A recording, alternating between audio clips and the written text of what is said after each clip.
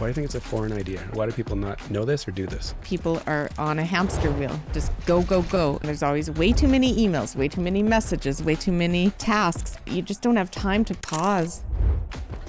Who am I? What's my purpose? And I think we all have a soul's calling or a soul's whisper of what we're meant to do on this planet. What was your trigger to double down on that idea? To shine a light on a topic that I want to really get out because it's killing people.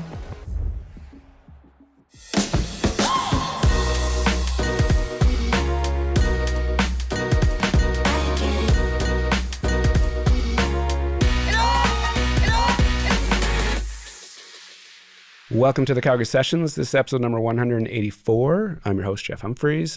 Before I get into it today, if you like this one, please subscribe to the show. It's my only ask. Today's guest, I like to do the preamble of how this one came to be. The Dr. Karen McNeil was very quick to do this intro. I had Karen on the show and she's like, you need to talk to my friend. And so that's how this happened. So please name and who you are. I am Dr. Laura Hambley Lovett, and do you want to know my title or? So this is the reason I asked that. Okay. The reason I asked who you are. Okay. Because it's kind of open-ended. Oh, okay. Some people go to job titles. Some people go to family Can placements. I answer that again then? No, this is this is all good. It's but okay. And I'll give you more context. In episode 54, I had this photographer on, and I asked, and my previous question was tell me what you're up to, and she looked at me. She's like, what am I up to? She's like, who am I? And then from 54 to here, that's how we start this thing. So it gets people thinking right away of what is this? So however you want to answer it, it is the who are you? Okay.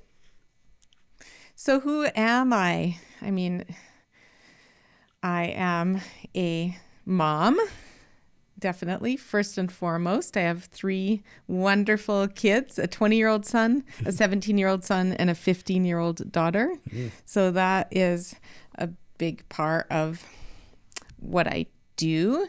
I'm a serial entrepreneur.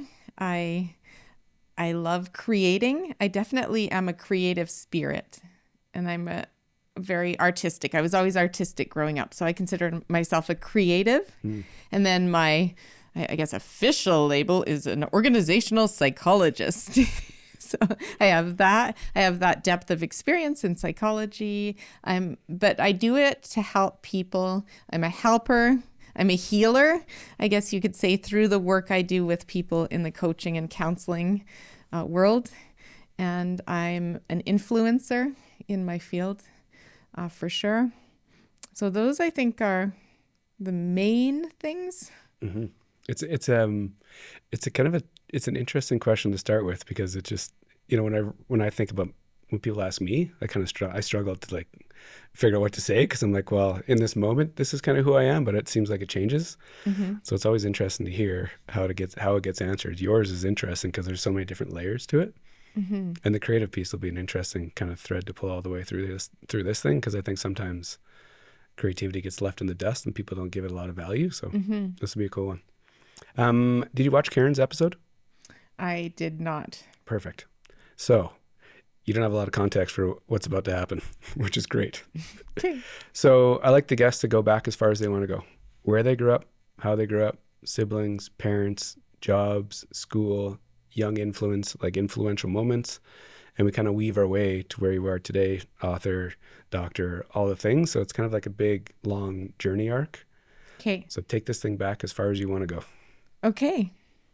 So I was born as the 6th child to my parents, who had 5 children in a row. My father came from a Protestant family. His dad was a minister, and he fell in love with my mother, who was a Catholic girl in Winnipeg. And neither family was happy with that arrangement at all. It was in the 1950s. Okay. So this happened. And then they ended up having the 5 kids in a row. My dad was an entrepreneur as well. He traveled a lot for business. He was doing all these things, and they were planning to stop at 5 because my mom had her hands full. And then they had me 12 years later. Wow. And I think what happened, just through the grapevine of family folklore or whatever, was that she became more and more religious in terms of obsessed religious. So extreme Catholicism. We're talking where you're saying prayers every day to get time off in your stay in purgatory, which is where you go before you go to heaven. Wow. Yeah, so there's hell, purgatory, and heaven is that system, which she got deeper and deeper into this, and I think the Catholic priest said birth control is bad, right? So that's basically what happened, and so they had me when they had a house full of teenagers, Wow. and that's where I came along. It was in Varsity in Calgary. Oh, so you're born and raised. In Varsity Village, so it was a cul-de-sac, and I had a house full of teenagers. A couple of them had moved out by the time I came around. You know, I was kind of caught where you kind of missed that generation, but you felt, wait a minute, I want to be part of that. But you were left behind sort of as the baby. Yep. And then what happened is I started having nieces and nephews quite in short order, with the first one being Rosie, who's the closest in age to me. She's only 3 years younger. Wow. And she's a local Calgary video photographer. She's a really artistic spirit as well. So we grew up together. Is it when you show up in that, like as a youngster, it sounds like a very interesting place, like an environment to grow up, having a bunch of older siblings. And did you what was it like? What had your interest as a youngster? My interests? Yeah. I had to entertain myself a lot because I was like an only child would be. So I started to draw at an early age, and I could draw really well, and I could draw myself stories and talk myself through the stories to entertain myself. No way. And I thought it was weird. I thought it was weird, so I wouldn't let anyone see this. I'd close my door and do it, but I would draw the characters and talk. I'd have to talk out loud and talk the story. And it was so entertaining. But I knew I was different. I'm like, that's kind of weird, Laura. But, and then I doodled constantly. I was always drawing. And my head was always in the clouds. So in school, I wouldn't listen very well. I'd be daydreaming and thinking up things and doodling in all the margins. What do you think you think it's just in you, that creativity? Like to kind of go there that early? It was just kind of... I think definitely. Yeah. Was it the thing that kind of carried you all through elementary? Like this drawing, being creative? Were you alone a lot, or did you have like a circle of friends that I still had friends, for sure. We had friends in the community, and we'd run free in the community at that time. And lots of fun things went on in the community. Bit of a troublemaker, but not against the law troublemaker, just fringe troublemaker. Like Nicky 9 Doors, or, calling 10 taxi companies to the same house of the mean neighbor and watching the cabs arrive and, stuff. Harmless. Yeah, harmless, but kind of, disruptive. But I was definitely the creativity. I was always one of the best artists, good at drawing in school, good at art. And then I got into music when I was 9 years old, and then I became quite musical, which is another form of art, I guess. Yeah. And were you being exposed to things growing up, or were you like the music piece? Did your parents kind of introduce you to it? Was it through school? Was it you being curious and asking? Or like, how'd you get into music? How did I get into music? Laura, you want to take piano lessons? Okay. And we had my grandpa's old piano there, and my father played it sometimes for fun. And so then, okay, I'll do that. When you're a youngster, were your parents, were they like, it's so interesting because you showed up so much later. Were they still working? And was your dad still working? Was your mom working? Or like, were they around more, or were they kind of always out and gone? And no, they were around. So my father was working. He had his own company, which still exists, and my brothers run it. But he was in his 40s when I was a kid, right? And he traveled still for work, but less than before. But he still traveled. And my mom was a homemaker, so she was around. Yeah, for sure. Yeah, yeah. It's the reason I was asking was just, I'm always kind of curious to see what the influence was, like how our parents influence us, and either like sitting us down and talking to us, or just like we watch and learn.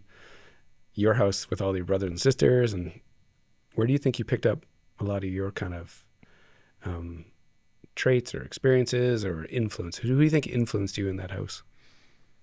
Well, I definitely was well loved, so that helps Yep. when you're going through this human experience and you have a lot of love around you. So that definitely I felt loved. I also, I think, was shaped by my mother's mental health issues. So as she got more extreme into Catholicism, it was because of her anxiety and her mental health. So when you think of repetitious prayer and getting deep into sort of a cultish situation, it's usually for mental health, right? It's a safety thing. But she really got into that. And then she also had her ups and downs. So she would sometimes take off and go away for a couple of days, and that was really unsettling. And there was times when she was really great, and then times when she would go downhill. Yep. So I'd say she was very unstable, and it was hard. So that taught me a lot about human behavior and feeling abandoned or feeling scared, basically. Not scared of anything physical, but scared of her leaving. And then I was very close to my father, which was great because he was more of a stable, logical, stable, but very loving and a very creative soul. So it was kind of the juxtaposition of both. You're well loved, but you're in an unstable environment. So that would have shaped me. Junior high. Is it music? Is it art? What else are you into as a kind of junior high age student person? What are you up to? Oh, Good times, bad times? Is it like comfortable in junior high, or are you kind of? I wouldn't want to go through it again. Oh, no way. No. Really? No, I wasn't cool. We'll put it that way. I was kind of, not cool, and I cried easily, and chubby kid, All the things. Yeah, the things. Yep. And the girls were mean, but I was, sometimes you'd have one friend and sometimes another, and there's just lots of drama. But the thing I remember, this was actually a little bit before. In grade 4, I got pulled out of the public school, put into the Catholic school because my mom said I talked back too much. And I got thrown into the Catholic school, and the kids were 10 times meaner than the public school, because I think it was a more affluent community that was feeding the Catholic school. Anyway, it sucked. And so I remember in grade 4, I was teased a lot. And then in grade 5, I said, okay, I'm not going to fit in, but I'm going to be smart. I'm going to get honors, and I'm going to actually try in school. And that was the first time I buckled down and said, I'm going to actually be a good student because I'm not going to be cool. And I did. And you remember that? Like, you remember making that conscious decision? I remember the conscious decision. Wow. I'm like, damn it, I'm going to be smart. And then I got on the honor roll, and I remember the mean girl, Shani, I think it was Shani. What a bitch. Anyway. Sorry, I think she's probably healed through that, I hope. But she said, oh, I didn't realize you were smart. You got on the honor roll? Kids are ruthless. Yeah. Did you That was bad. Was that like being smart just a driver? Like, did you have to work hard? Were you naturally kind of gifted, or? I think a bit of both. I had to work at it. Like, I had to do the homework, and I was conscientious. So I wasn't the kid that you don't have to study, you don't have to review it. It just comes. I wasn't that kid. I put in the time. I put in the time to keep up with it, to study, because I always wanted to get great marks. That was just an internal drive at a young age. And then I got rewarded for it. Oh, my parents were really happy when it happened, and I would get rewarded for it with praise. And then I just liked the praise. So then I just kept at it. And then at grade 4 is when I started piano. So then my music became more and more. And then in junior high, I started flute. So I was very high level flautist. I can still. I know. As soon as you start talking about it, you're just like, you go right there. Yeah. I picked it up a couple of weeks ago. Oh, no way. I mainly play weddings and funerals now. So, but still, like when I play it, it comes back to me for sure. So I played piano and flute, and I was artistic, and I was good in school. Had friends, went through all the social politics and stuff. Yeah. And then I went to a self-directed high school, Bishop Carroll, which allowed me to really thrive because I could do way more of the music stuff. And I could work at my own pace and clip. And that really helped me spread my wings. Did you do it quickly? 3 years. Carol's interesting because he's like the 3-year program. Or the 5. Yeah. Totally. It's like one or the other. Did you know then, like in high school, that what you're up to, like performing at a high level in multiple different areas? Did you understand kind of what you're doing and where you were playing, whether it's musically, scholastically? Did you know how good you were, or was it just head down, doing the thing, getting praise? It was one of those things where when you're a high achiever, it's never enough, right? It's okay, how can I get an even higher mark, or how can I continue to advance? I definitely wasn't, I'm the best at this or anything like that. It was more being hard on yourself because you're always trying to do better. Yeah. Does that make sense? Yeah, totally. Is it? Yeah. Why do you think we default to that? I'm not saying everybody goes there, but why do people go down that path of like either not enjoying the moment or the process or that constant chase? Like, what is that? Because we're always focused on the gap, not the gain. I like that book. But the gap is, okay, there's always going to be a gap because the horizon that you're looking at is it's always going to be further ahead. And I talk to my clients about this all the time. It's like a set of stairs and you're always moving upwards and it's never enough. And you don't take enough time looking back at what you achieved and accomplished, which is the gain. Right. And that's why it's so important to do a look back, even each month. What did I do over the month of November? And I do this with my team and it's like, oh man, whoa, we did a lot of things, but you forget the things. That's fascinating. Like, it's more, we didn't get that done and this done because there's always so many things. But what did we do? And when you look back, it really gives you a feeling of fulfillment. To make that like conscious decision to look back takes effort, like a new routine to do it. Like it's a simple concept. This is the first time I've actually heard about it. Oh, really? Yeah. Why is that? Why do you think it's a foreign idea? Or why do people not know this or do this? Because we're moving full steam ahead. Looking back takes a bit of time and space. It takes time and people are on a hamster wheel. And they're just go, go, go. And so they're always about what's next. And there's always way too many emails, way too many messages, way too many tasks, projects. And then you just don't have time to pause and say, let's celebrate what we did in the month of November. So it's a basic idea. Yeah. But as you're talking, like this is the cool thing about the show. I get to learn so much from smart people. Thank you. But I've never done it. I've never actually sat back and thought about a month at a time or just like what's worked, what we succeeded at. And I've never done it. I think it would be a good practice doing it at what we succeeded at, what we're proud of, what we learned, and what we're going to do in the next month. So you look the month back and the month forward, and it just helps you really keep on track and reflective. Do you find when you're having those conversations with your team, like, does that create just like even more forward progress, like the next month or over a 12-month cycle? It seems. Yes. What does it do for the person? It creates more intentional forward progress in terms of if there's something that you hadn't been getting to, is it going to be something you put more energy into, or is it just something you need to release? Right. Because I think too much time we just have a long to-do list and we don't think intentionally about the to-dos. Like actually ranking the to-dos of like what I really want and what's just there just has to be done, like just kind of ranking them in priority. Yeah, and really looking at your values. So what's important to me, always remembering that, and even listing those out when you're doing the look back and look forward.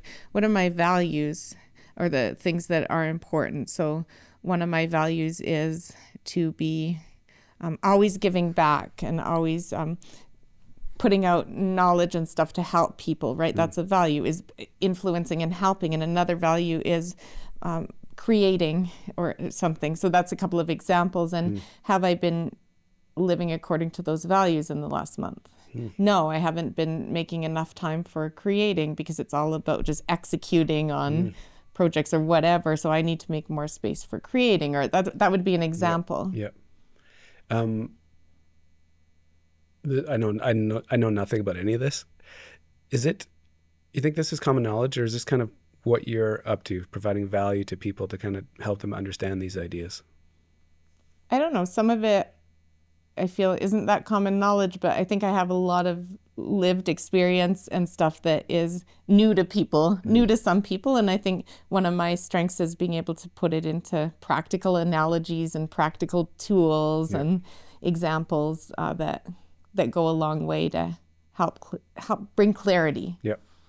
Coming out of high school, Yeah. you do Carol in 3 years. Good grades, music's still a part of it. Huge part of it. What's your plan coming out of high school? Was you being a high performer, having a bunch of things? Did you have a very clear idea of what was next?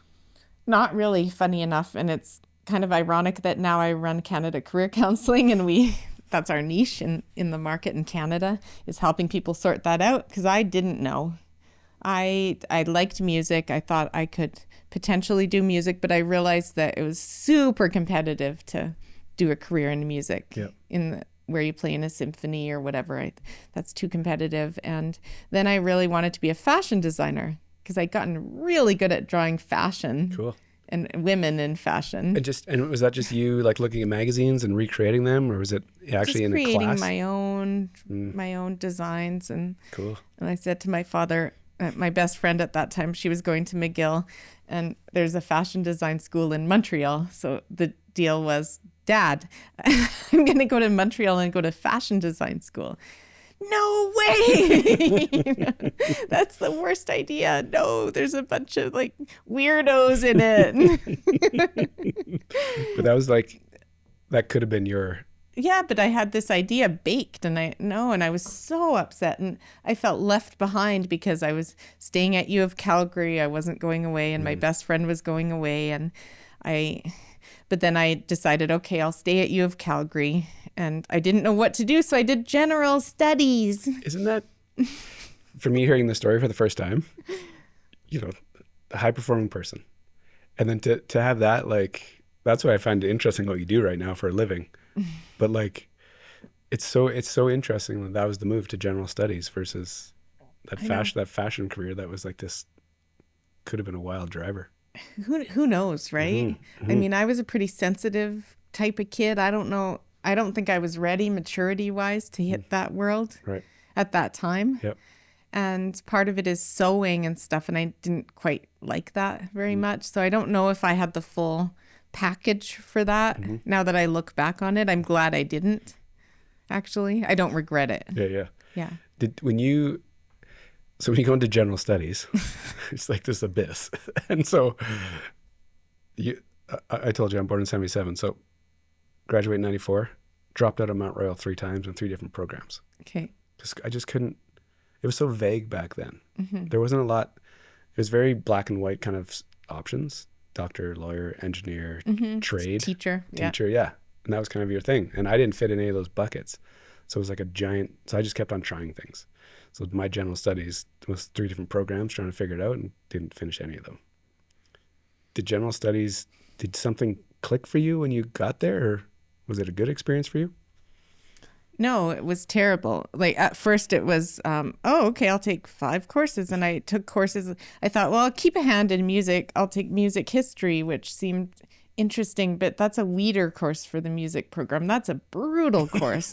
And then I took biology 205, like the intro to biology, I was taking a mix of arts and science and then I partied a lot. I was a partier at that time, and God, my GPA went pummeling down. It was bad. It was bad. And then in the second semester, I met my husband in the first semester. No way. We ended up getting married a few years later. Crazy.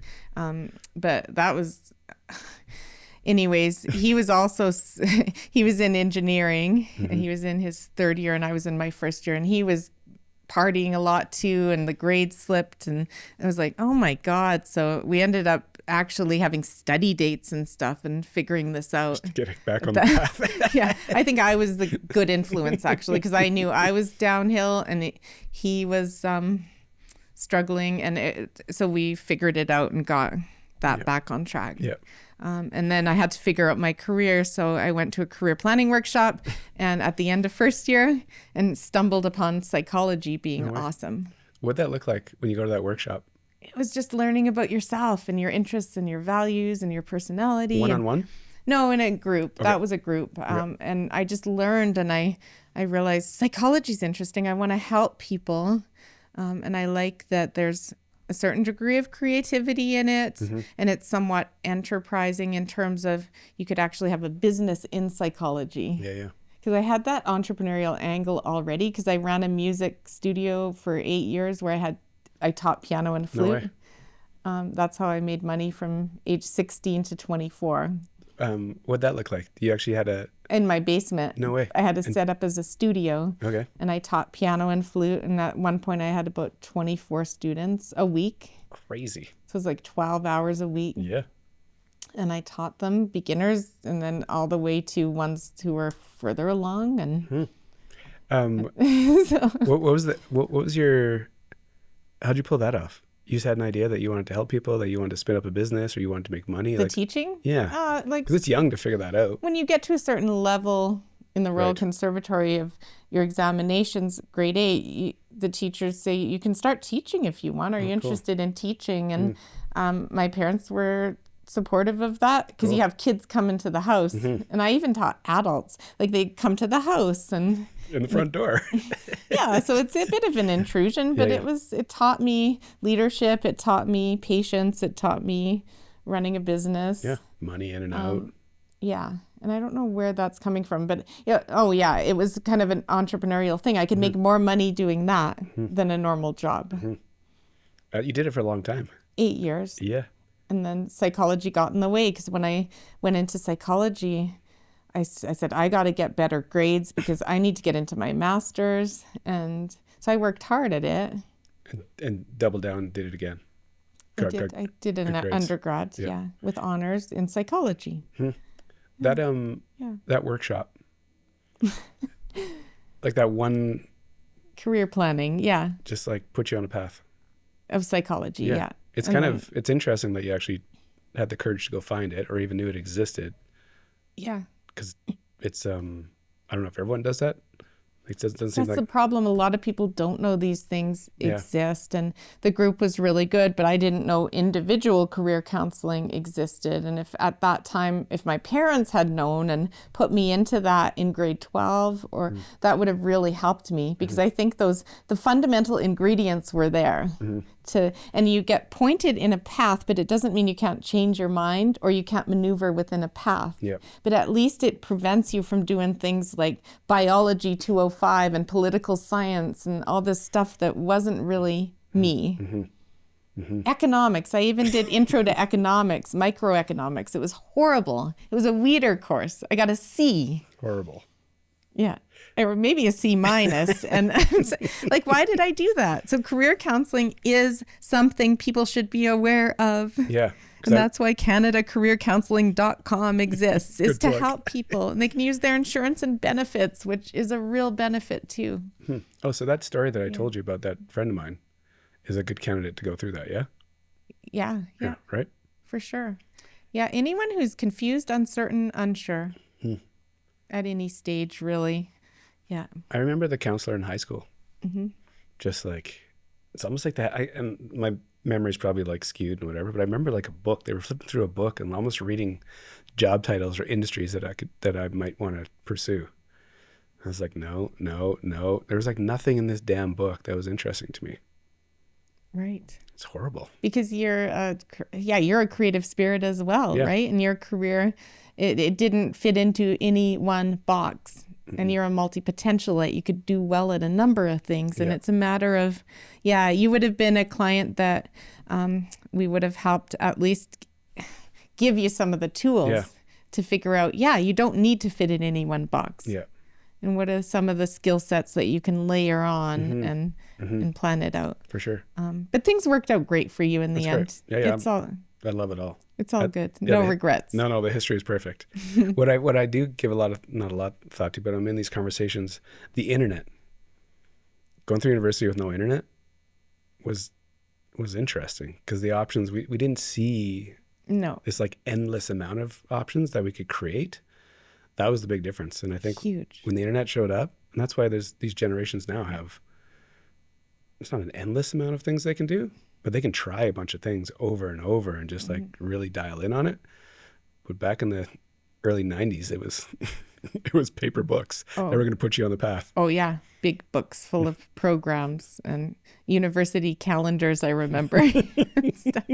And then I remember the email system was dial-up. We had that. Like green screen, like you so bad. Yeah. So when you graduate, you get in your psychology path, graduate, and then what? You get your master. How does that work? You get a degree and then get your master's? Yeah, I had it all. I decided to apply for counseling psychology because I wanted to help people. And I was 2 weeks away from finishing. I had an honors project. By then I had the grades to get into I got into U of C and U of A. And then my father suddenly, we got the call that he was in Jasper with my mom and he had an aneurysm. So he was at U of A hospital basically with a really bad situation. So you get pulled out of your whole, okay, it's all planned out. I have 2 weeks left of university. I was the first of the 6 kids to do a degree. No way. Yes. Crazy. And he was really proud of that. Even though he wanted me to go into engineering, he wanted me to be what he was, a chemical engineer, and go into the family business, which is water filtration. I didn't find water that interesting. I found people more interesting. Mm-hmm. And then he passed away over a 5-day period. So it was just brutal. Mm-hmm. It was because we were super close. And I was at a stage where, the world sort of crumbled with losing him at that time, and I had to pick up the pieces. And then my mom was quite, obviously really having a hard time too. She never learned to drive, by the way. She was totally dependent on him. Crazy. And it was a tough scenario for sure. Mm-hmm. So I chose to stay at U of C for that reason. I did start my master's after that. Mm-hmm. I did get through that grief and through that period and then got into figuring out what I liked in my master's, which I discovered was career psychology, because people spend a lot of their waking time in their career. And specializing in career is a huge impact on people's well-being. Yeah. Because it's like, to your point, it's the thing that we spend the most time doing. Yeah. Yeah. So I thought that was fascinating. So I got into that and I focused on that as an area of research in my master's, and I got lots of counseling experience and dealing with the hard stuff. So the depression, anxiety, those things. And then also the career. Who am I? What's my purpose? What do I do when I grow up? Yeah. When you deal with people like going through their own stuff, grief or whatever, like challenges, is it exhausting? Does it take a lot of energy to like listen, be there, show up authentically? Like how do you handle those kind of conversations over and over? I find it's okay. I mean, I love that I can hear them with compassion and empathy, and I can be there for them, and I don't tend to take on their problems. Maybe it's because I have that boundary or something. Yep. Maybe it's because I'm not dealing with the extreme cases in society, the ones that come through the system, that like the ones that are really, really struggling with life and stuff. The clients that I tend to deal with they're struggling for sure. A lot of them are burning out or struggling with difficult workplaces or confused about their lives and careers. But it's not something like they're dealing with sexual abuse and I have to help them through that. Yep. So I'm able to keep it a bit separate and then do things to fill my own bucket so that I can be resilient for clients. And how do you do that? What's your kind of, do you have multiple things? Mine, not, obviously we do not do the same job, but when I'm feeling down, if my energy's not there, fitness is kind of my piece. Yeah. That's kind of my thing that kind of fills me back up. Yeah. Me too. Is it? Absolutely. Yeah. I'm active. I play squash. I like to go on walks. I like to hike. I love to ski. I cross-country skied yesterday for the first time after work this season. It was beautiful. And like instantly, you're like, this feels, Yeah. in the moment. And even after, you're just like, Yeah. this feels good. And being mindful. So starting each day with a ritual that I do, which is meditation, journaling, my gratitude, my intentions, just being reflective about how I want to come across in that day. Yep. How long does that take? About 20 minutes. Every day? Oh, yeah. 7 days a Well, week? not every day. I mean, here's the thing. Life gets in the way sometimes. Like, so if I skip a day sometimes, it's okay. Yeah. It is what it is. Yeah. But I try to do it most days. I'd say 5 out of 7 days for sure. You've been doing that for years? Yeah. Yeah. This is all foreign to me. That's why I'm asking. Is it? For sure. Oh, okay. Because it's like, Yeah. do you think most people do what you do? Or do you think most people are like me that would say like, I've never thought about that. I've never done it. Most people are more like you. I think it's hard to develop that habit because not everyone's a morning person and mornings are busy. Yeah. But if you can start your morning out with intention. I used to start my morning out, and I haven't always done this, by the way. I used to start by listening to the news. And it was just all Chaos, bad. right? Just like, Yeah. Or even social media, if you're scrolling and starting your day like that, Yeah. it just can trigger you. And social media can be very comparison focused, and it looks like people are all doing better than you, and which is not true, I can assure you. But everyone seems to be fine. And then mainstream media, everyone's in trouble. It's all, the world is going to crap. Yeah. So it's both extremes. And I think neither extreme is good. I think it's better to go within and be grounded and start your day with intention and gratitude. It makes all the sense. Because the minute you like flip on your phone and start scrolling, it's amazing. I'm pretty good at like disconnecting because I'm a marketing person. I understand like how to use the system, how to use social media, and how to like build a brand and do all the things. So I'm very aware of how people are presenting themselves. But you can easily see how people can start comparing themselves, and just like it's a downward spiral very quickly if they're just like, oh, look at this person, oh, look at that person, oh, look at that family picture, oh, look at all these things. And I know people do that with me. Oh, your life must be perfect or whatnot. And I'm always trying to be authentic on there and sharing things, sharing the tough things too. I'm like, yeah, I had a really bad day. I got rejected for a speaking gig I really wanted, and it sucks. And, just talking about the feelings of rejection, and life can be tough, and the curveballs. And I lost my sister-in-law in September, who was like my sister, and that was brutal, from cancer. And I talked about that openly, and I share that stuff because you don't want to paint the perfect picture, because you're not a human if it's perfect. You're not.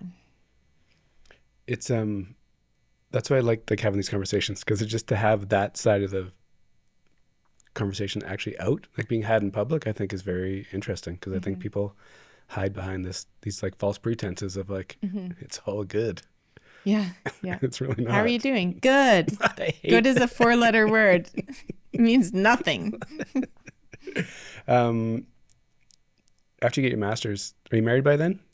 I got married. Yeah. When did I get married? Gosh, 1998. So yeah, halfway through my master's, I got married. Okay.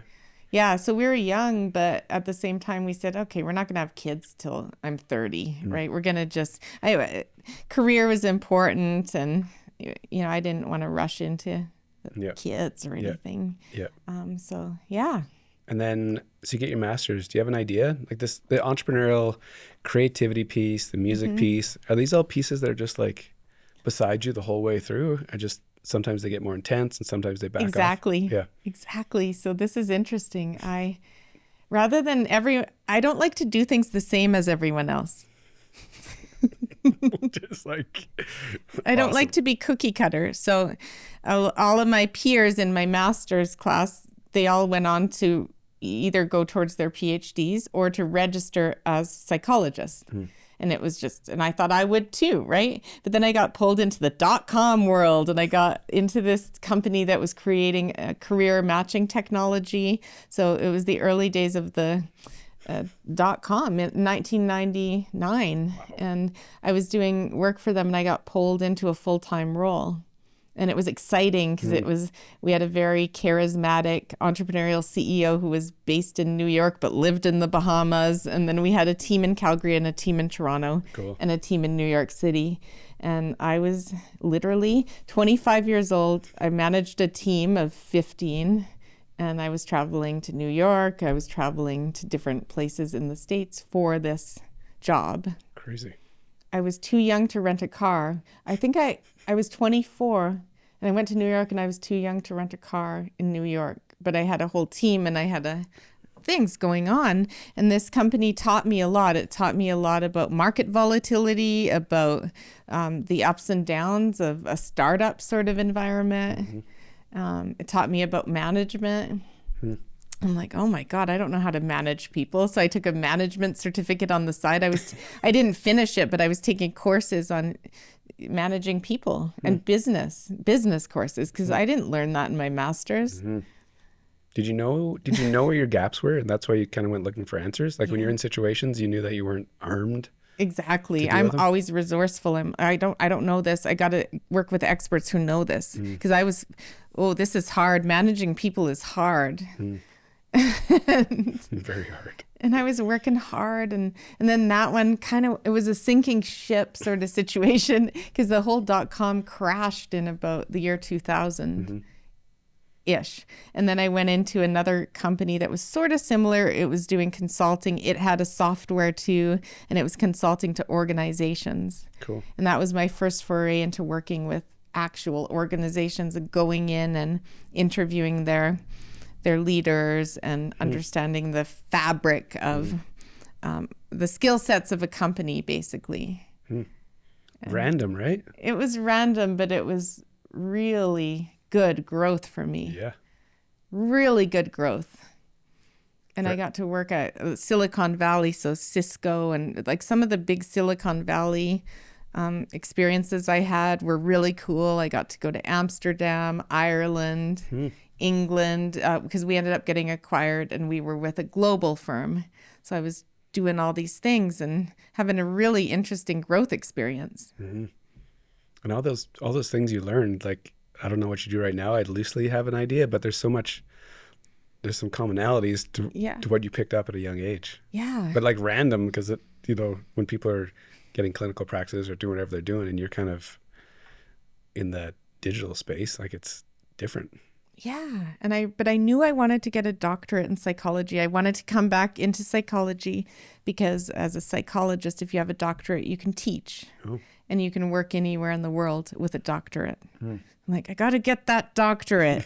And I really wanted to go somewhere else for it. And I had my heart set on Stanford. And I had this professor that was willing to work with me. And he was great. He was kind of a guru in career development, career psychology. And I fell in love with Stanford. And then I applied and they had bad news. They weren't letting in students that year. No students. I'm like, and then the next year it was the same thing. I'm like, okay, this is not meant to be. And then I got into some other programs in the US, but it just wasn't jiving with my husband's career was going well here. And it was one of those things like, wait a minute, U of Calgary has organizational psychology and it's an amazing program and I can get it done in 3 years. I didn't want to do a 5-year PhD. That's a long time. I wanted to be in and out in 3 years and I wanted to be done by the time I was 30. Finished. Were you hard and fast? Like that was like... Yeah. Did you operate like that with like hard, not dates, but like you put yourself... Yes. Yeah. Always? Just yes. like put the thing out there and go get it? I had it in my mind. I wanted to have my first kid when I was 30. I just felt like, gotta have the first one at 30.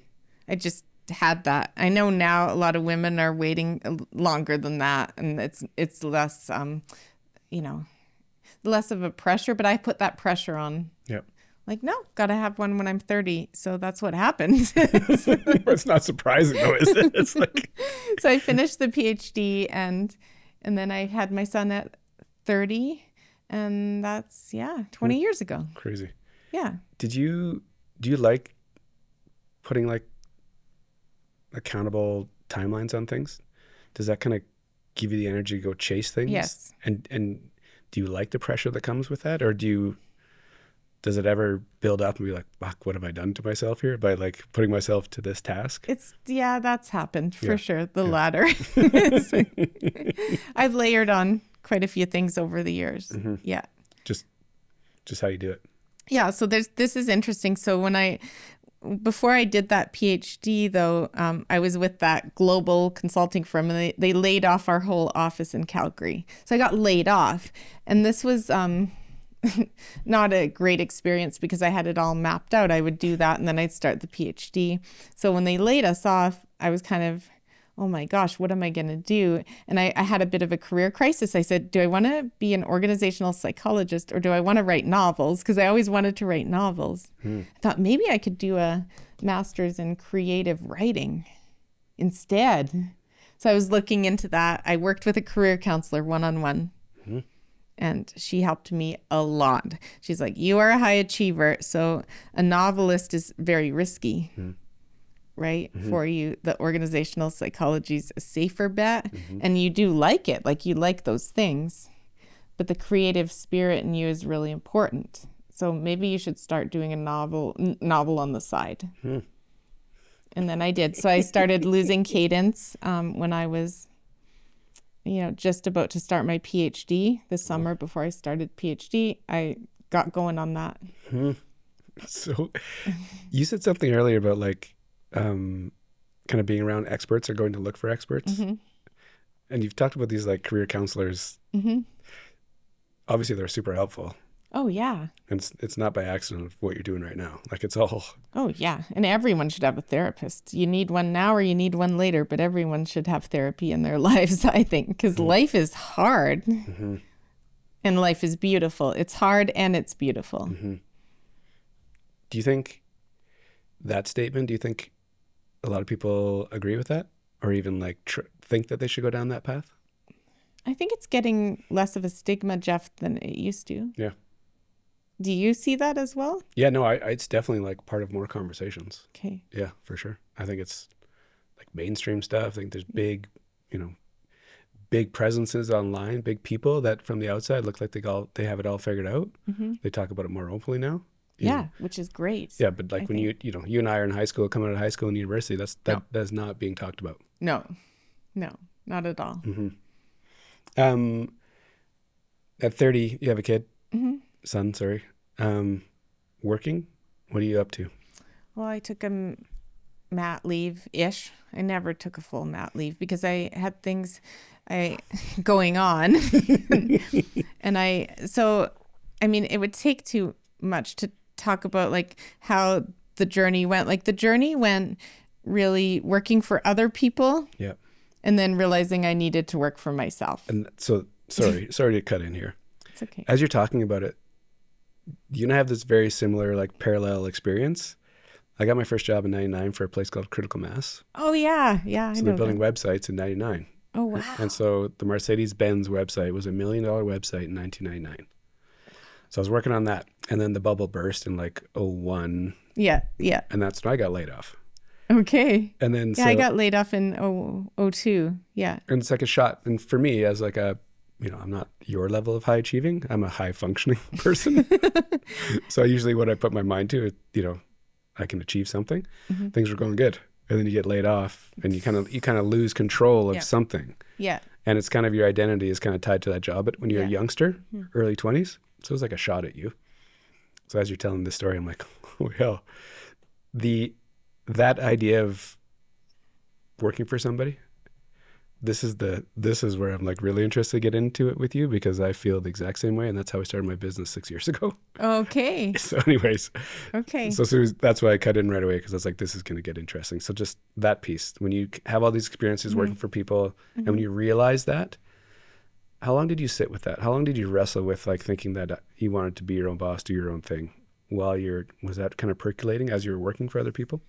Yes. And I was working in practices and consulting firms where I knew how to do the stuff and I had that leadership experience because I was typically in the leadership role in what I was doing. So I was already leading. So the the idea of, okay, what if I own it and it's just mine? It wasn't too far-fetched. Yeah. But it was still scary. Yeah. It was scary. Yeah. And so that is that self-awareness that allows you to connect that dot. You've already led people. It's a shorter jump to actually start your own business and kind of just do your own thing, versus the person that's actually, in the weeds, doing the work, the kind of day-to-day grind stuff that aren't leading, that then make that jump. It seems like that's where there's, the people that are successful at that jump, and there's people that aren't. It's like that. Is that self-awareness, or what is that? What allows you to think like that? I think it's self-awareness. Yeah. I think I'm insightful about myself, and some people it takes more to develop that self-insight. Yeah. And so it's about getting the supports that you need on the things that you're not good at. And I knew that too. Like, gosh, I'm not good at accounting. Because when you have to start your own business, it's accounting, right? It's HR, it's marketing, it's all the things. Yeah. Did you have an experience that put you on the path to start your own thing, or what was your trigger?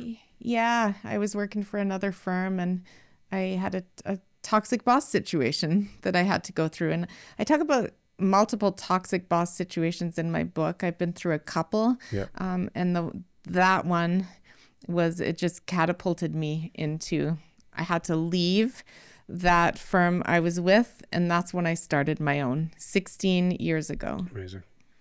And it's been ups and downs and bumps and turns and all these things. But it really taught me, it's taught me a lot, and I've pivoted it and I've grown it and I've changed it and it's morphed, but it's been a 16 and a half year adventure. Yeah. When you're in that like toxic environment, the idea of like, you chose to get out and start your own thing. So that takes skill, courage, all the things to do it. What holds people back from doing that thing? Because I did the similar thing-ish. I got fired from my last job. Okay. Unexpectedly on a Sunday afternoon after 9.5 years. Oh my gosh. And so that was my trigger to start my marketing company. Okay. And so I had that gear in me of like, push into a corner, I come out differently. What is that? Is that coachable? Is that in you? Like because there's a bunch of people in shitty situations right now at work, trying to figure out what to do. And it's either get a new job or start their own thing. And some people like you and I decide to start our own thing. You did yours a lot longer. You did a lot earlier. But what is that? What are those factors that kind of get people on these paths? Well, I think, Jeff, first of all, I'm sorry that happened, but I'm sure you look back on it beautifully. It was meant to be. It was perfect. Yeah. But you must have been knocked off your feet. It's such a shock. 24 hours. That was it. Went for a bike ride and cleared my head, and that was it. Oh, perfect. So it was probably a long time coming for you too. You weren't happy. No. Right. And sometimes the universe nudges us. When we have inertia and we're not making the move ourselves, the universe will say, Jeff, you need to get out of there. I completely agree. I love that statement because it's gray. It's like trusting something. But when you're in it, like, it's hard to see gray, right? Like I can laugh about it now and tell you it's a beautiful thing and it worked out awesome. Hindsight. Yeah. Which is a tough thing to manage. But so that jump for people thinking about, and I'm asking you this very directly because there's people that DM me when I have different guests on the show, and they're like, this person's like speaking to me. Their experiences are like what I'm going through. There's people that are thinking of starting their own business when they're listening to this show. And they're looking at all these entrepreneurs saying like, this is really, really cool what they're up to. I've been thinking about doing this. That jump, either the jump to start your own business or the jump to find another job. Yeah. So I think that it's fear. So FEAR that gets in the way of doing it for some people. And I think it's about knowing that it'll work out. If it's meant to be, things will work out. It's just about putting one foot ahead of the other. And it's about getting the right supports and putting your energy into the right things. And then the business will work out. If you're doing something that adds value, makes a difference, helps people, does something for the world, and it is well thought out and you put the energy and you're walking in the right direction, it will typically work out. It's our mindset that gets in the way. It's our mindset that gets in the way. And I also want to say, though, not all of us are wired for entrepreneurship. You have to have a certain tolerance for risk. And if you're not tolerant of risk, it's hard. So the risk tolerance is big, the tolerance for ambiguity or uncertainty. So being okay to have uncertainty and to walk through that uncertainty. If you need a lot of structure and stuff around you, it's going to be tougher. If you need other people to provide the structure, it's going to be tougher. So I think it depends on your own DNA and your own ingredients, whether this is something to tackle. But I think some people do have the ingredients, but the fear gets in the way. And to your point, mine was bubbling up for years. Yeah. Because I could see opportunities in the market of like how I could help. And so I'm like thinking about it, but I needed that shove out the door to actually stand the thing up. But it's like bubbling up, right? It's just like, and the bubbling up thing I find interesting because it gives you years to think about it. You're formulating this plan and all the different scenarios, and it's like different versions of the idea. So it's not like an overnight thing. It's actually just been there for a long time. That idea of like working or trusting the universe, the DNA piece, it's kind of, it's gray, which I love. It's not like do this, get that. Do you think that's just to trust that? Is it just a bunch of experiences over years in different situations that kind of builds that muscle so you can trust it? Yes, it's putting yourself in situations and failing and knowing that you can get past the failure and things do get better, things do work out. Surrounding yourself with people that are filling your energy, not draining your energy. People who believe in you and encourage you. I think we all need mentors, basically, of some sort. And I think that's what really matters and gets us through that. And I think we all have a soul's calling or a soul's whisper of what we're meant to do on this planet. And oftentimes we just get stuck in our head, and our head is all around logic and fear and thinking of the worst possible scenario. Okay, and sometimes I'll do this with a client. What is the worst scenario if this doesn't work out? What is the worst scenario? And they're going to be on the streets or something. And it's there's 1,000 steps before that happens, right? And I think it's about having contingencies and things in place and plans. And it's not always just you're going to be an entrepreneur tomorrow. Sometimes it's layering it on. Okay, I'm going to do consulting work for other people or a part-time job, and I'm going to start to add on the entrepreneurship. Right? So it's not all at once. You're not jumping off a cliff. Yeah, it's like off the side of your desk, kind of get your legs under you and see if there's actually interest. When you start your business 16 and a half years ago, did you know what you were doing? Was there a mentor in your world, or had you like got mentorship just subconsciously from different people over the years, or how'd you start? There was, interesting. That's a really good question. You said it. You said mentorship, and I was like, it matters, and I wish I had more of it at that time. I had people so I remember I hired a coach for a while. I've had different coaches and business consultants and accountants that would help me, and I definitely had sort of a team of experts or people that would come in and out. And sometimes you'd bring one in and they weren't a fit, and or their ego was too big or something, or because ego is a big problem in business and in life. So navigating egos, navigating who are the people to help you get to the next level, because who can help you to get to this level might not be the same to get you to the next level. Did you know what you were doing back then? It's when you started this and bringing people in and out, and you've done it before, like in your story, you've kind of like been around experts and put people kind of together. Was it just a natural thing to kind of start that way? Yeah, I think you just, I was resourceful, so I'd find the right people, or they would come into my life. And I see more and more now at this stage, people are coming to my life kind of automatically when they're needed or when I need to meet them. And my podcast is an example of that. People say, how do you plan your podcast? I don't. The people just emerge. And, I don't need to have it mapped out a year in advance because then that will get in my way of the right people coming on the show. I love that. Like, it's like trusting it, right? Yeah. It's like, for me, I think about it, putting energy into the world and just like, and when you put it out there with no expectations, but it just creates this very organic inbound opportunities. And Bingo. And where do those go? I have no idea. Do I make money off them? Who knows? Do I know what the end outcome is going to be? No idea. We just trust it. What is that? I'm all in on what you're saying. There's a lot of people that will listen to this and be like, what the fuck are they talking about? Yeah. What is that? Yeah. Well, it's divine timing, right? So it's what's the divine timing for this? When is it meant to be? When is it? And it's coming from a place of having I call it a pure heart. It's having pure intentions and positive intentions, and you want to make a difference. So you want to do something that will help. And in some way it'll help humanity. Right? What you're doing is helping humanity by bringing stories to life, by bringing, I don't know, people's business and marketing endeavors to life.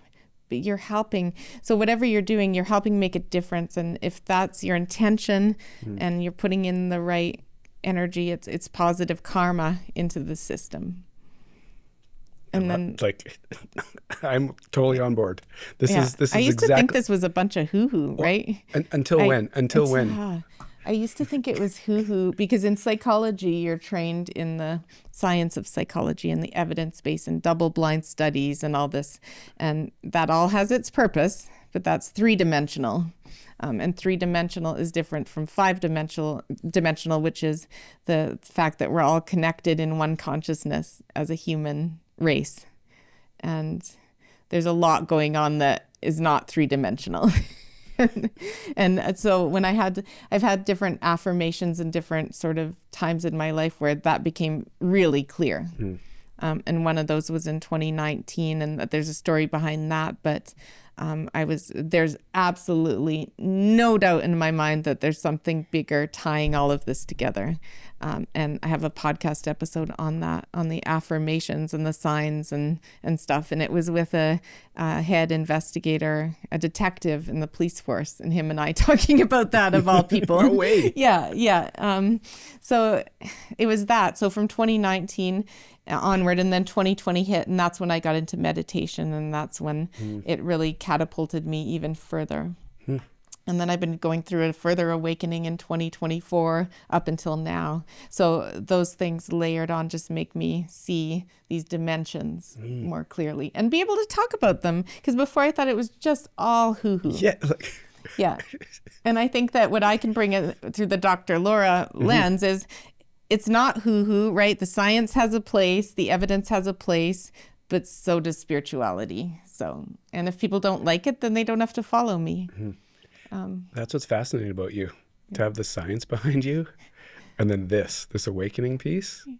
It's quite the combination. It is, isn't it? Like it's very unique. Yeah.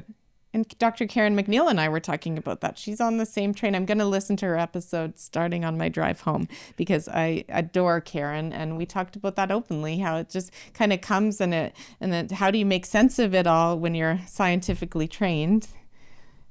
But I think the world needs this, and more people are going through it, and the world is struggling. And if we can say it and start to share it, I think it'll help people. So yeah, some people might unfollow me, but I think more people will follow this. For sure. Yeah. It's funny you brought up Dr. Karen. I was like, her and I had the same conversation. Oh, okay. And she was talking about that, like having these and I didn't know obviously she was talking to you, but she's like, she's working through the idea in her head and trusting this, like this idea, and it's foreign to her too, but she's like, she believes in it because there's signals showing that why it works. And the thing is, you can't work through it in your head. No, you work through it in your heart and your soul. Yeah. So, but anyway, I'm still on the learning curve. But is it fun? Like, is it fun? It's fun to be in the spot right now as you're like talking about it. You're like kind of lighting up a little bit.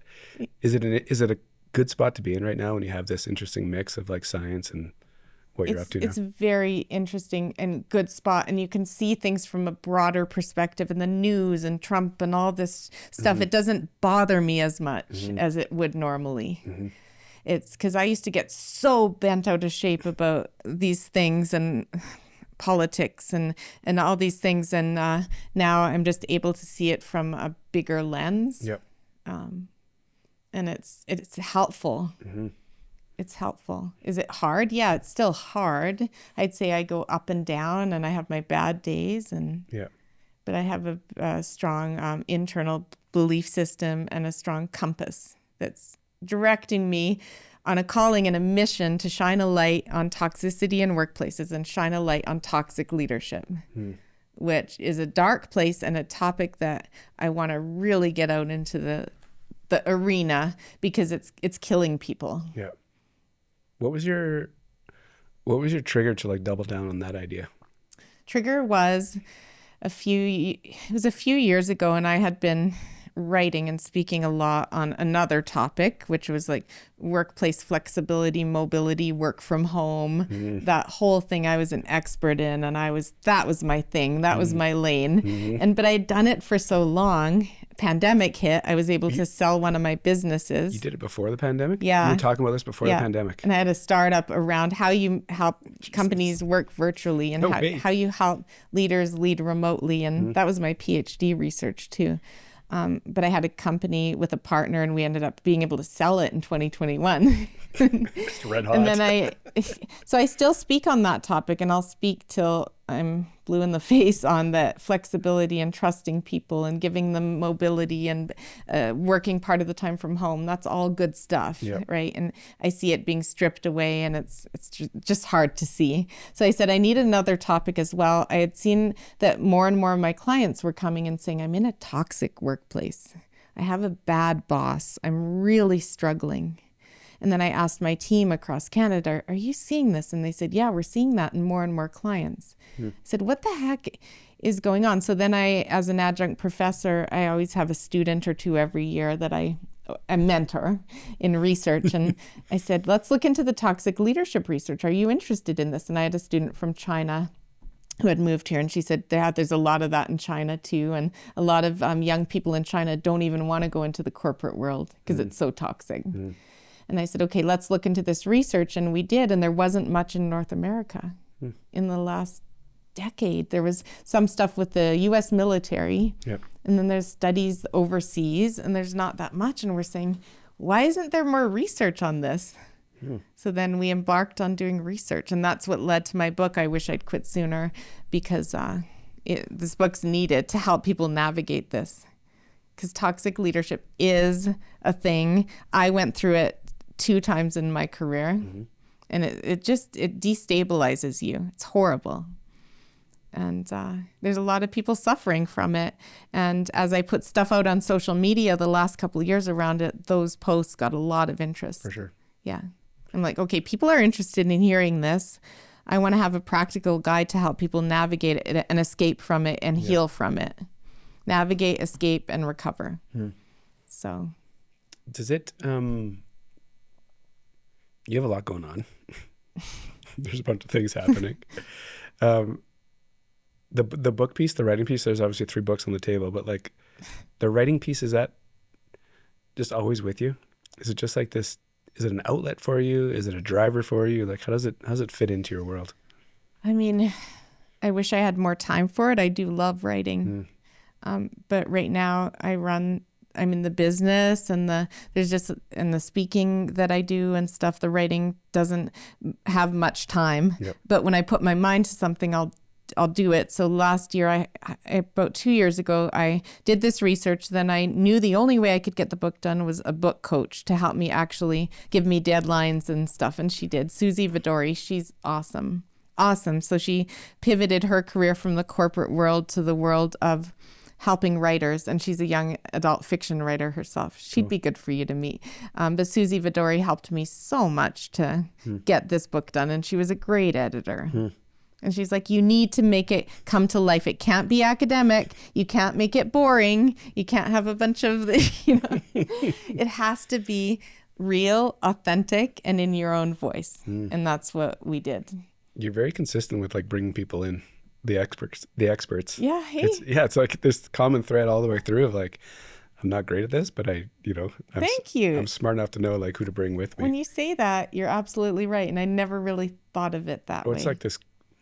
It's obvious. Okay. It's very, I don't know. Okay. I think so from the outside. Okay. You snuck in something a little earlier about ego. Mm-hmm. Where does that fit into the equation of either on the work front piece, either being happy at a workplace, trying to figure out how to get out of it, starting your own business? How does ego fit in there? So we all have it as a human. We all have an ego. It depends how much we live by ego and let ego lead us, right? So you think of it as a continuum, or maybe a balloon is a better analogy. So it's this size and then it can get bigger and bigger and it like surrounds you, right? And it becomes your compass and it directs you basically. And when ego leads the way, it becomes you're selfish, you're competitive, you are okay hurting others, right? It's all about the ego. It's preserving your ego, and it's very disconnected, because when I said earlier that we're all connected in the same consciousness, if you have a ego-driven perspective, it's all about you. And that's what we're seeing in society. So it's all about bottom line. It's all about profit. We forget the people. And it's all about you. But you're actually hurting yourself, because we're all connected. And then, so in toxic bosses are people who likely had a lot of trauma in their lives, unhealed trauma in childhood, typically. We know that about narcissists. We know that about a lot of these disorders that people have, but their ego has become the leader of them. And they don't lead from heart, they lead from ego. Does that make sense? Completely. So the opposite of a toxic boss is a compassionate leader. They're the opposites. So I also speak on that, because I think it's really important to educate on how we build more compassionate leaders who are caring and curious about others. Caring, curious, and have courage. Courage to say, Jeff, I don't think you're not going to move to management here, and here's why. I don't think you have the people skills to be a manager. Right? Or whatever it is. And people don't have those conversations. Yeah. Right? Why is that? Because they're hard, or because they're not natural? Because they're hard and they're not natural, and they're not trained to have those conversations. Right. That's a big piece to it, right? Yeah. Rather than being honest with you, they have you guess, hey, why are you passed over for promotion year over year? Why are you being pigeonholed? No one ever tells you, but they're talking about it behind your back. It's terrible. When you're on this path around this topic, and you talked earlier about just like doing something that provides value into the ecosystem. This obviously is that in spades. Do you feel it? Like, do you really feel having these conversations or talking to people of like the impact you're having and the change you're kind of helping with? Yes, definitely. I'm seeing it in my clients, that I'm drawing in more clients who are working for toxic bosses across North America, and they want to work with me to get through it. Yep. And I love helping them. I like that I'm making an impact on my social media, and I can't wait for my book to make an impact, because it's structured in a way that it will really help people, and it has practical exercises and journaling prompts and checklists and all those things that I like. But it also has stories. It has stories from the real survivors that I interviewed, that we interviewed in the research, the survivors. So it'll say, this is from someone in the film industry in Hollywood and their story of a toxic boss, and then one from Wall Street, and then one from an energy company in Calgary, or, and then healthcare, education. Toxic bosses are all through the education and healthcare systems, government, politics. Everywhere. Yeah. Would you guess, or how would you frame this? Do you think there's more toxic bosses than less? Do you think there's like the compassionate, understanding boss, the empathetic boss? Is that a low number? And do we just not hear about them because they just kind of operate, but we always hear about the bad ones? Like, do you think? No, you're right. I think there are those compassionate ones. They are out there and they are awesome and they're a pillar of light for people. Yeah. There's not enough of them. Yeah. If you ask me what percent, it's hard to say. It's like it's hard to measure, but I would say like definitely if I were to look at, I'd say a smaller percentage in that area, unfortunately, Yeah. but there are some. And then there's a percentage that are toxic. It's not the majority that are toxic. Toxic are the other, maybe it's a bell curve. The toxic are on one side and the compassionate, awesome ones are on the other. And then in the middle, we have the rest. Yeah. Which are in various stages of development. And I like to say there's the difficult. So when you look at toxic, there's also difficult bosses that are a pain to work for, but they can be managed. Yeah. You can survive and they won't hurt your health. Whereas toxic bosses will hurt your health, starting with your mental, then your physical health, and then your career health. Like it goes downhill. Whereas a difficult boss, you can learn to manage them. And then there's the okay boss, and then the good one, and then the great one, which is the compassionate leader. Yeah. So I like the bell curve idea. Like instead of me asking percentage, the bell, like it makes total sense. I like it. I'm going to do that. I just like, came up with that for this. Like Cause, perfect. okay. Because I was, to ask that question, the percentage thing, I didn't like really want to go there. But that's like the perfect way to paint the picture. I can make up percentages. 12 and a half here, 12 and a half there. Now that you have this book, and I don't know where I heard this recently, but like once the thing is done, once this book is done, it's like, I can't remember who, I was obviously listening to an author somewhere talking about this, but like they felt like this was the moment when the book is done, but then they realized right away when it's done, that's when actually the work starts. Yeah. So I got done that book a while. I mean, it's been months like of And now getting it ready. Yeah. Yeah. And now the work behind it, does it feel like you have all the energy to push it to make this thing go? Oh, yeah. I love talking about it. Cool. I'm happy to talk about it on any platform because I'm shining a light on a dark issue. Yeah. And the more that I can shine the light to different audiences, because it's twofold. I want to help people get through it, but I want to help organizations to eradicate it. And my other platform is I do work with organizations. I'm an organizational psychologist. My team can help build healthy cultures, and eradicating the toxicity takes courage, but you can do it. Yeah. So I do want to help at a broader systemic level. So it's both. And the more I talk about it, the more people will be aware of this. Perfect. Thanks for doing this. You're welcome. Like, obviously I understand why Karen's like, you gotta talk to Laura. Well, it attracts negative juju too. Like there's some people that aren't going to be happy with this topic. For sure. But Yeah. it's I think it's fascinating. I think I've gone through a few different situations, both on the sports side, coach, boss, same idea, and then the professional workspace too. So it's a thing. It is, right? Yeah, and that sticks with you. If I interviewed you about that, you could remember how it made you feel. For sure. How it impacted you. You could hear their voice or their words even. I could put myself in the exact room. I know what the weather was like, all of it. Yeah. Like all my senses, like I can just like click. It just goes right there. It's a form of trauma. Yeah. And it can be bigger or smaller trauma, but it's trauma. Yeah. Yeah. Thanks for taking the time. My pleasure. You are a busy human, so to actually like sit down and do this, I appreciate it. I end the show with one question. When I say Calgary, where's your head go? Stampede. Amazing. I don't know why I said that. I don't even go every year. It's like Groundhog Day. It'll be back next year. But you're born and raised here. Calgary. Nose Hill. I love Nose Hill. Nose Hill is just its own ecosystem of wonderful. Yeah. I spend a lot of time on Nose Hill. Yeah, Northwest living. Yeah. Thanks again. Thank you for doing this. Thank you for shining a light on so many stories.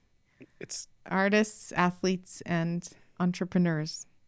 It's a privilege to do it because I'm to get time with high functioning humans, time is the thing we're all trying to like fight for.